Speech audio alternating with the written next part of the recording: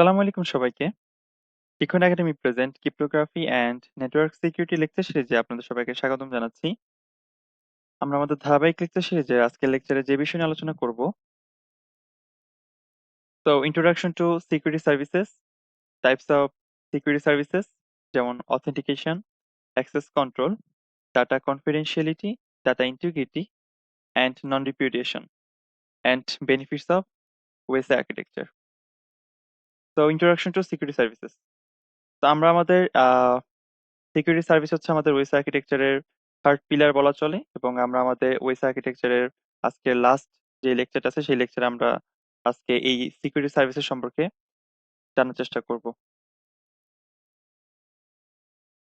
তো security services বলতে আমরা কি বুঝি?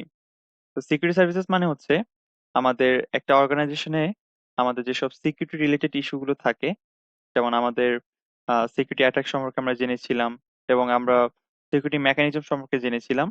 তো এই যে সিকিউরিটি অ্যাটাক সমূহ হয় এবং আমাদের এই সিকিউরিটি অ্যাটাক গুলো আমাদের মিটিগেট করার জন্য যেসব মেকানিজম গুলো ইউজ করে থাকি, তো এই সব কিছু মিলিয়ে হচ্ছে আমাদের মূলত সিকিউরিটি সার্ভিসেস। তো এই সিকিউরিটি সার্ভিসটা মূলত হচ্ছে আমাদের ওএসআই মডেলের অ্যাপ্লিকেশন লেয়ারের কাজ, এবং এই অ্যাপ্লিকেশন লেয়ার আমরা মূলত এই সিকিউরিটি সার্ভিসে ডিল করে থাকি।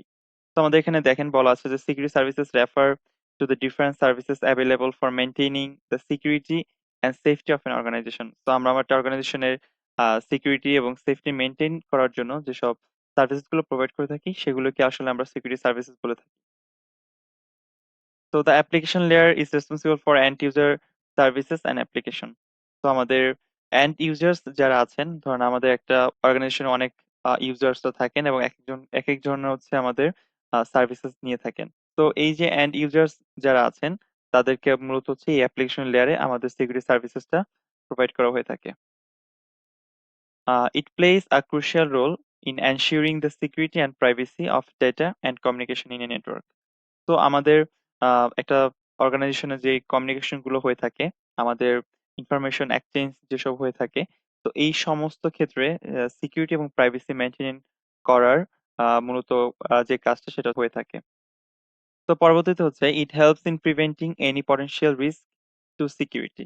তো আমাদের সিকিউরিটি ইস্যুতে যদি কোনো রিস্ক আমাদের সামনে চলে আসে, তো সেক্ষেত্রে আমাদের এই সিকিউরিটি সার্ভিসেস সমূহের মাধ্যমে আমরা কি করি, সেই সিকিউরিটি রিস্ক গুলোকে মিটিগেট করি এবং প্রিভেন্ট করি। তো পরবর্তীতে হচ্ছে আমাদের টাইপ অফ সিকিউরিটি সার্ভিসেস। তো আমাদের সিকিউরিটি সার্ভিসেসকে আমরা মূলত পাঁচটা ভাগে ভাগ করতে পারি: authentication, access control, data confidentiality, data integrity and non repudiation. তো পরবর্তী লেকচারে আমরা এই প্রত্যেকটা সম্পর্কে আপনাদেরকে জানানোর চেষ্টা করব। তো আমাদের প্রথমত হচ্ছে অথেন্টিকেশন। আচ্ছা, ধরুন একটা উদাহরণ দিয়ে বোঝানোর চেষ্টা করি। আপনার একটা প্রাইমারি ফোন আছে, এবং সেই প্রাইমারি ফোনে আপনার একটা ইমেল অ্যাকাউন্ট আছে লগ ইন করা। এখন আপনি চাচ্ছেন আপনার আরেকটা সেকেন্ডারি ফোন আছে, সেই সেকেন্ডারি ফোনে আপনার প্রাইমারি ফোনে থাকা যে ইমেল অ্যাকাউন্টটা আছে সেটা আপনি আপনার সেকেন্ডারি ফোনে কি করতে চাচ্ছেন, লগ ইন করতে চাচ্ছেন। তাহলে আপনি যদি আপনার সেকেন্ডারি ফোনে আপনার সেই এক ইমেল অ্যাড্রেসটা লগ ইন করতে চান, তাহলে আপনাকে প্রথমত সেই লগ ইন যে প্যানেলটা আছে সেখানে গিয়ে আপনার কি করতে হবে, আপনার সেই ইমেল অ্যাকাউন্টটা দিতে হবে। তো দেওয়ার পর আপনি নেক্সট স্টেপে গেলে আপনার এই ইমেল অ্যাকাউন্টটা কিন্তু ভেরিফাই করতে বলবে যে আপনি একজন অথেন্টিক ইউজার কিনা, যে আপনি এই ইমেলটা ইউজ করে যে আপনি আপনার মোবাইলে লগ ইন করতে চাচ্ছেন সেই ইমেলটা আসলে আহ, যে আপনি লগ ইন করছেন সেকেন্ডারি ফোনে, আপনি অ্যাজ এ অথেন্টিক ইউজার হিসেবে লগ ইন করছেন কিনা। তো এর জন্য কি করে তারা একটা ভেরিফাই করে, যেমন ধরুন আপনার আহ, সেই প্রাইমারি ফোনে কি করবে, একটা ভেরিফিকেশন ইমেল অ্যাড্রেস যায়। যখন আপনি আপনার সেকেন্ডারি ফোনে আপনার ওই ইমেল অ্যাকাউন্টটা লগ ইন করতে চান, তখন আপনার কি করা হয়, সেই প্রাইমারি ফোনে আপনার হচ্ছে কি করা হয়, একটা ভেরিফিকেশন ইমেল পাঠানো হয়। ঠিক আছে, যে ভেরিফিকেশন ইমেল পাঠানোর মাধ্যমে কি করা হয়, আপনাকে এনশিওর করানো হয় যে হ্যাঁ, আপনি কি আসলে আদৌ অথেন্টিক আপনি ইউজার কিনা, বা অথেন্টিক আপনি হচ্ছে পার্সন কিনা, যে আলটিমেটলি ইমেলটা কি করতে যাচ্ছেন, আপনার একটা সেকেন্ডারি ফোনে লগ ইন করতে যাচ্ছেন। তো এখানে একটা কোড থাকে, সেই কোডটা আপনি যখন আপনার সেকেন্ডারি ফোনের যেখানে ইমেলটা লগ ইন করতে যাচ্ছেন সেখানে যখন আপনি প্রোভাইড করেন, তখন আলটিমেটলি কি হয়, আপনি আপনার ইমেলটা পাসওয়ার্ড দিয়ে তখন লগ ইন করতে পারেন। তো এটাই হচ্ছে একটা অথেন্টিকেশন প্রসেস। ঠিক আছে। তো যখন আপনারা একটা নেটওয়ার্কের মধ্যে থেকে কি করতে চাচ্ছেন, কমিউনিকেশন করছেন, আপনারা যখন আপনাদের ডাটা সেন্ডার টু রিসিভার পাঠাচ্ছেন, তো এক্ষেত্রে নেটওয়ার্কের যে সিকিউরিটি মেকানিজম আছে সেটার মাধ্যমে কি করা হয়, এনশিওর করা হয় যে আলটিমেটলি যে অথেন্টিক ইউজার থেকে আলটিমেটলি কি করা হচ্ছে কিনা, মেসেজ গুলোকে বা ইনফরমেশন গুলোকে সেন্ড বা রিসিভ করা হচ্ছে কিনা। ঠিক আছে? এবং সেক্ষেত্রে আপনার আহ, যে নেটওয়ার্কের মধ্যে আপনি থাকবেন সেই নেটওয়ার্কে থাকা ডিভাইস সমূহ যে আসলে অথেন্টিক কিনা সেটা আলটিমেটলি এই অথেন্টিকেশনের মাধ্যমে কি করা হয়, এনশিওর করা হয়। তো এর পরবর্তীতে হচ্ছে অ্যাক্সেস কন্ট্রোল। যেমন ধরুন আপনি আপনার যে গুগল ড্রাইভ আছে, ঠিক আছে, সেই গুগল ড্রাইভে আপনি কি করেছেন, কিছু ইনফরমেশনকে আপনি সেখানে আপলোড দিয়েছেন। এখন ধরুন আপনার অর্গানাইজেশনে সেই অর্গানাইজেশনে কিছু ক্লায়েন্ট আছে যাদের সাথে আপনি কি করতে চাচ্ছেন, সেই ইনফরমেশনটা শেয়ার করতে চাচ্ছেন। তো আপনি চাইলে কি করতে পারেন, ড্রাইভ লিঙ্কটা তাদেরকে শেয়ার করে দিলে তারা কিন্তু আলটিমেটলি ড্রাইভ লিঙ্কে গিয়ে সেই ইনফরমেশনটা কি করতে পারবে, অ্যাক্সেস করতে পারবে বা সেই ডাটাটা অ্যাক্সেস করতে পারবে। তো এক্ষেত্রে আপনি অনেকভাবে এই আপনার হচ্ছে লিঙ্কটা প্রোভাইড করতে পারেন আপনার ড্রাইভের। যেমন ধরুন আপনি কি করলেন, আপনার যে ফোল্ডারে আপনি হচ্ছে আপলোড দিয়ে রেখেছেন আপনার ডেটাগুলো ড্রাইভে, সেই ড্রাইভের ফোল্ডারের লিঙ্কটা আপনি কি করতে পারেন, আপনি স্পেসিফিকলি যাদের সাথে শেয়ার করতে চাচ্ছেন তাদের ভেরিফাইড ইমেল অ্যাকাউন্ট সেটা যদি আপনি দেন, দেওয়ার মাধ্যমে আপনি যদি রিকোয়েস্ট কি করেন, আপনি পাঠিয়ে দেন, তাহলে আলটিমেটলি কি হবে, যাদের সাথে আপনি শেয়ার করতে চাচ্ছেন তাদের ভেরিফাইড ইমেলে সেই ইমেলটা চলে যাবে। ঠিক আছে? যার মাধ্যমে তারা কি করতে পারবে, স্পেসিফিকলি যাদেরকে আপনি অ্যাক্সেস দিয়েছেন সেই ইউজার গুলোই কি করতে পারবে, আলটিমেটলি অ্যাক্সেস করতে পারবে। অন্য কেউ যদি আপনার ওই লিঙ্কটা যদি কি করতে চায়, ওপেন করতে চায়, অন্য অন্য কেউ যারা মেইলটা ভেরিফাইড করা না আপনার ড্রাইভে, তারা কিন্তু আসলে অ্যাক্সেস করতে পারবে না। অথবা আপনি যদি এরকম করতেন, এটা না করে আপনি জাস্ট আপনার লিঙ্কটা কপি করে, ঠিক আছে, ড্রাইভের আপনি কি করলেন, এনিওয়ান ক্যান অ্যাক্সেস যদি অপশনটা করে দেন, তাহলে যে কেউ অ্যাক্সেস করতে পারবে। তাহলে আপনার এখানে আর অ্যাক্সেস কন্ট্রোল থাকলো না। ঠিক আছে? তাহলে access control involves the user of policies and producers to determine who is allowed to access specific resources within a system.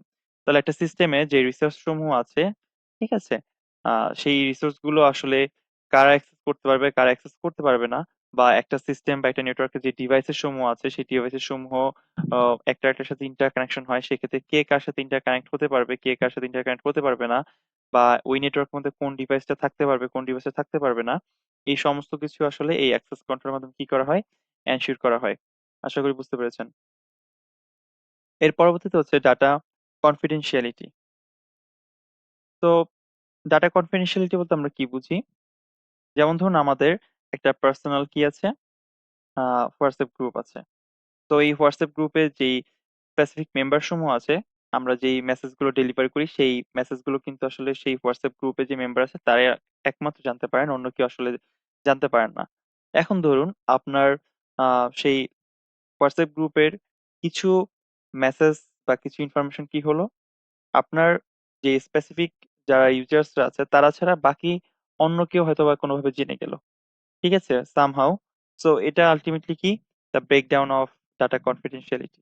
ঠিক আছে, দ্যাট মিনস আপনার ডাটাটা কনফিডেন্সিয়াল থাকলো না, আপনি আপনার যে স্পেসিফিক যারা ছিলেন তাদের সাথে আলটিমেটলি শেয়ার করেছিলেন, বা সেই ইনফরমেশনটা প্রোভাইড করা হয়েছিল, সেই ইনফরমেশনটা আলটিমেটলি তাদের বাইরে আহ অন্য কেউ কি করে ফেলেছে, অ্যাক্সেস করে ফেলেছে, বা সেই ইনফরমেশনটা অন্য কেউ কি করে ফেলেছে, আপনার জেনে গিয়েছে, যেটা আলটিমেটলি ডাটা কনফিডেন্সিয়ালিটি ব্রেকডাউন হলো। তো data confidentiality is responsible for the protection of information from being accessed or disclosed to unauthorised parties. তাহলে আপনি যখন একটা নেটওয়ার্ক মধ্যে থেকে সেন্ডার থেকে রিসিভার ইনফরমেশন পাঠাচ্ছেন, তো সেই ইনফরমেশনটা সেন্ডার এবং রিসিভার এই দুজনের মধ্যেই কি থাকবে, সীমাবদ্ধ থাকবে। তৃতীয় কেউ এই ইনফরমেশনটা কোনোভাবে কি করতে পারবে না, জানতে পারবে না বা অ্যাক্সেস দিতে পারবে না। তো যেটা আলটিমেটলি ডাটা কনফিডেন্সিয়ালিটি এনশিওর করে থাকে। এরপর হচ্ছে ডাটা ইন্টিগ্রিটি। তো ডাটা ইন্টিগ্রিটি যেটা এনশিওর করে, তো যেমন ধরুন আপনি আপনার বন্ধুকে কি করেছেন, কিছু ইনফরমেশন পাঠিয়েছেন, সেটা মেইলের মাধ্যমে হোক বা হচ্ছে আপনি আহ যে কোনো হচ্ছে মেসেজিং এর মাধ্যমে হোক। ঠিক আছে? তো কি হলো, এই আপনার সেন্ডার থেকে রিসিভার অর্থাৎ আপনার বন্ধুর কাছে পৌঁছানোর আগে ডাটাটা কোনোভাবে আনঅথরাইজড কেউ অ্যাক্সেস করলো এবং সেটা অ্যাক্সেস করে সে মডিফাই করে ফেললো, চেঞ্জ করে ফেললো বা ডিলিট করে ফেললো। তো এই ধরনের সিনারিও যখন হয় সেটাকে আমরা বলি সাধারণত হচ্ছে যে আমাদের ইনফরমেশন বা আমাদের ডাটাটা ইন্টিগ্রিটি কি হয়েছে, নষ্ট হয়েছে। তো এক্ষেত্রে কি করা হয়, এক্ষেত্রে হচ্ছে ডাটা ইন্টিগ্রিটি যেটা এনশিওর করে যে সেন্ডার থেকে রিসিভারে যেই ডাটা বা যে ইনফরমেশন পাঠানো হচ্ছে, বা একটা নেটওয়ার্কের মধ্যে ডিভাইসের সমূহ আছে, সেই ডিভাইসের সমূহের মধ্যে যে ইনফরমেশন এক্সচেঞ্জ হচ্ছে, সেই ইনফরমেশন এক্সচেঞ্জের ক্ষেত্রে আমার সেন্ডার টু রিসিভারের এই পথিমধ্যে কোনো ইন্ট্রুডার্স বা কোনো হ্যাকার যেন কোনোভাবে কি করতে না পারে, আমার ইনফরমেশনটাকে অ্যাক্সেস করে সে যেন কোনোভাবে চেঞ্জ বা কোনোভাবে মডিফিকেশন বা কোনোভাবে যেন ডিলিট বা রিমুভ করতে না পারে। সেটা হচ্ছে মূলত ডাটা ইন্টিগ্রিটি কি করে, এনশিওর করে।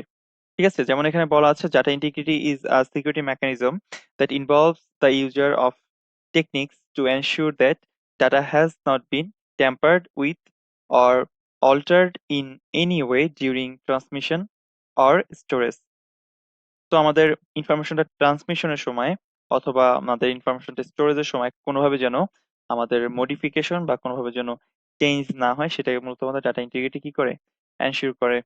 তো এর পরবর্তীতে হচ্ছে নন রিপিউটেশন। তো ধরুন আপনার ফ্রেন্ড আপনার যে ভেরিফাইড ইমেল আছে বা আপনার যে ভেরিফাইড অ্যাকাউন্ট আছে সেখান থেকে কিছু ইনফরমেশন কি করলো, রিসিভ করলো। ঠিক আছে, এখন সামহাউ তার মধ্যে কিছু কনফিউশন গ্রো করলো যে আদৌ ইনফরমেশনটা আপনার থেকে পাঠানো হয়েছে কিনা, এবং যখন আপনাকে কল করে ভেরিফাই করার চেষ্টা করা হলো যে ইনফরমেশন গুলো আপনার থেকেই পাঠানো হয়েছে কিনা, যেহেতু আপনার ভেরিফাইড মেইল থেকে মেসেজ গুলো বা ইনফরমেশন গুলো বা ডাটা গুলো এসেছে, এবং আপনাকে জিজ্ঞেস করবো, আপনি বললেন যে না, আমার থেকে ইনফরমেশন গুলো আসেনি। তো এই যে আপনি ডিনাই করলেন, তো ইট মিনস আপনার এগেইনস্টে অন্য কেউ আপনার এই মেইল বা আপনার ভেরিফাইড অ্যাকাউন্টস কি করেছে, অ্যাক্সেস নিয়ে সে কি করেছে, সে এই ইনফরমেশন গুলোকে রিসিভার এন্ডে পাঠিয়েছে। ঠিক আছে, তাহলে আলটিমেটলি এক্ষেত্রে যে কলিউশন তৈরি হলো, তো এই কলিউশনটা অ্যাভয়েড করার জন্য নন রিপিটেশনটা মূলত কাজ করে। অর্থাৎ যখন কোনো সেন্ডার থেকে বা কোনো ট্রান্সমিশন এন্ড থেকে যখন কোনো ইনফরমেশন রিসিভার এন্ডে পাঠানো হয়, তো তখন আমাদের কি করা হয়, একটা রেকর্ড রাখা হয় যে হ্যাঁ, এই ইনফরমেশনটা এই সেন্ডার থেকেই কি করা হয়েছে, পাঠানো হয়েছে এই রিসিভার এন্ডে। এবং এই রেকর্ড রাখার মাধ্যমে যেটা এনশিওর করা হয়, যখন হচ্ছে সেন্ডার বা যখন ট্রান্সমিটার এন্ডে যখন এটার ভেরিফাই করা হবে, এবং তখন এই ট্রান্সমিটার এন্ড কোনোভাবে কি করতে পারবে না, এটাকে ডিনাই করতে পারবে না যে না, এই মেসেজটা বা ইনফরমেশনটা আমার থেকে পাঠানো হয়নি। যেটা আলটিমেটলি নন রিপিউটেশনটা কি করে, এনশিওর করে। So non-repudiation involves the use of techniques to create a verified record of the origin and transmission of messages, which can be used to prevent the sender from denying that they send the message. ঠিক আছে, তো transmitter এন্ডে যে information গুলো রিসিভারে পাঠানো হচ্ছে, কোনোভাবে যেন সেই ট্রান্সমিটার এন্ড বা সেই সেন্ডার কোনোভাবে ডিনাই করতে না পারে, যেটা আলটিমেট হচ্ছে নন রিপিটেশন কি করে, এনশিওর করে। এবং সেটা আলটিমেটলি এই টেকনিকটার মাধ্যমে আলটিমেটলি সেটা কি করা হয়, এনশিওর করা হয়। তো এর পরবর্তীতে হচ্ছে আমাদের বেনিফিটস অফ ওএসআই আর্কিটেকচার। তো আমাদের অনেকগুলো বেনিফিটস আছে আমাদের এই ওএসআই আর্কিটেকচারের ক্ষেত্রে। তো একটা অর্গানাইজেশনে আমরা যদি রান করতে চাই, সেক্ষেত্রে আমাদের এই অর্গানাইজেশনের সিকিউরিটি একটা খুব গুরুত্বপূর্ণ ইস্যু। ঠিক আছে, এবং এই সিকিউরিটির ক্ষেত্রে আমাদের ওপেন সিস্টেম ইন্টারকানেকশন বা ওএসআই আর্কিটেকচারটা হচ্ছে একটা গুরুত্বপূর্ণ মাধ্যম, যার মাধ্যমে আমরা এই সিকিউরিটি কি করি, এনশিওর করি। ঠিক আছে, তো আমরা জানি আমাদের শুরুতে যখন আমরা ওএসআই সিকিউরিটি আর্কিটেকচার নিয়ে এই জার্নিটা শুরু করি, তখন আলটিমেটলি আমরা প্রথমে সিকিউরিটি অনেকগুলো অ্যাট্রাক্ট সম্পর্কে জেনেছিলাম, যেটা আলটিমেটলি একটা অর্গানাইজেশনের সিকিউরিটিকে ব্রেকডাউন করে বা প্রশ্নবিদ্ধ করে, যেটা আলটিমেটলি আমরা কি করতে পারি, এই মেকানিজম বা এই ওএসআই সিকিউরিটি আর্কিটেকচারের মাধ্যমে আমরা কি করতে পারি, যে সিকিউরিটি গুলোকে আমরা কি করতে পারি, এনশিওর করতে পারি যে আমাদের এই সিকিউরিটি থ্রেট গুলো আসলে আমরা কিভাবে সেগুলোকে মিটিগেট করব। ঠিক আছে, এবং আমরা পাশাপাশি অর্গানাইজিং টাস্ক, আমাদের যে বিভিন্ন ধরনের অর্গানাইজেশন যে টাস্ক গুলো থাকে, আমাদের ইউজার্স